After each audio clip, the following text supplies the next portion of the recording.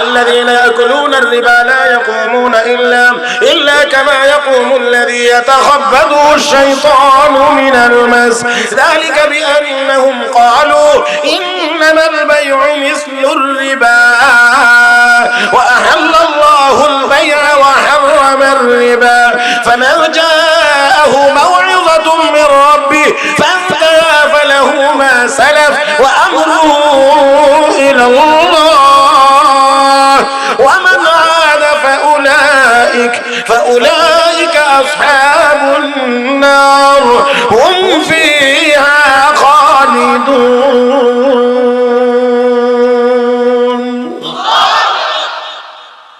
আল্লাহ রাব্বুল আলামিন বলেন যারা দুনিয়ার জীবনে সুদ খাইবে কি সুদ খাইবে, রাব্বুল আলামিন বলেন মাতাল, জিনে আক্রান্ত, জিনে ধরা রোগীর যে অবস্থা, ব্যালেন্স থাকে না, পাগলের মতো উঠা বসা করে চলাফেরা করে, কোনো ব্যালেন্স নাই। দুনিয়ার জীবনে যারা সুদ খাবে হাসরের ময়দানে আল্লাহর আদালতে তারা এমন করেই উঠবে, ওই দিন তাদের কোনো ভালো অবস্থা থাকবে না।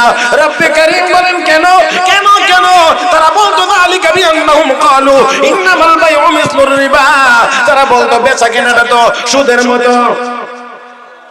নাউযুবিল্লাহ, জোরে কর, ওই বেচা কেনা সুদের মতো।